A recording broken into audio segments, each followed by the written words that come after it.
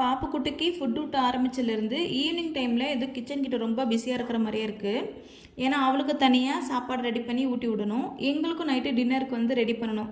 அதனால் வந்து ஏதோ கொஞ்சம் பிஸியாக இருக்கிற மாதிரியே இருக்குது. பாப்புக்குட்டிக்கு இன்றைக்கி வந்து இட்லியும் கேரட்டும் வேக வச்சுருக்கேன். இட்லி கூட கேரட்டு இல்லை பீட்ரூட்டு இல்லைன்னா பருப்பு, இது 3 மாதிரி அவளுக்கு வந்து மாறி மாறி ஒரு நாள் விட்டு ஒரு நாள் கொடுப்பேன். மாவு வந்து பாப்புக்குட்டிக்கு மட்டும் தனியாக அரைச்சி வச்சுப்பேன். எப்பயும் சொன்ன மாதிரி அவளுக்கு வந்து நான் ரேஷன் அரிசிலாம் சேர்க்க மாட்டேன். இட்லி அரிசி, உளுந்து, வெந்தயம் இது மட்டும் போட்டு அவளுக்கு தனியாக அரைச்சி வச்சுப்பேன். அவளுக்கு அரைக்கிற மாவு வந்து 2 டேஸ்க்கு மேலே நான் யூஸ் பண்ண மாட்டேன். அது இருந்துச்சுன்னா கூட எங்களுக்கு யூஸ் பண்ணிக்கிட்டு அவளுக்கு ஃப்ரெஷ்ஷாக மாவு அரைச்சிப்பேன். பாப்புக்குட்டிக்கு மாவு அரைச்சி 2 டேஸ் மேலே ஆகிடுச்சு. அதனால் வந்து எங்கள் மாவு கூட கலந்துக்கிட்டு அவளுக்கு தனியாக இப்போ இட்லிக்கு ஊற வைக்கணும். பாப்புக்குட்டிக்கு பசி தூக்கம் 2 வந்தால் மட்டும்தான் அம்மா ஞாபகம் வரும், என்கிட்ட வருவா. மற்ற நேரம் ஃபுல்லாக எங்கள் மாமியார்கிட்டே தான் இருப்பாள். கூப்பிட்டா கூட வரமாட்டா. ஏன்னா அவங்க வந்து வெளியே கூட்டிகிட்டு போய் வேடிக்கை காமிப்பாங்க. நான் வந்து வீட்டுக்குள்ளேயே வச்சுருக்கிறதுனால என்கிட்ட வரமாட்டா. ஆனால் சாப்பாடு தூக்கம் வந்தால் மட்டும் என்னை தேடி வந்துடுவா. அவங்கக்கிட்ட இருந்தால் கூட நல்லா அழ ஆரம்பிச்சிருவா.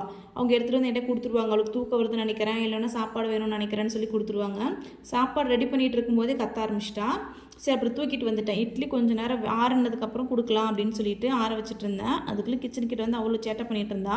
பாப்புக்குட்டி பிறக்கும் போதே அவளுக்கு ரொம்ப நிறைய முடி இருந்தது. அப்போவே அவ்வளோ முடி இருந்தது. நகமும் ரொம்ப ஜாஸ்தி இருந்தது அவளுக்கு.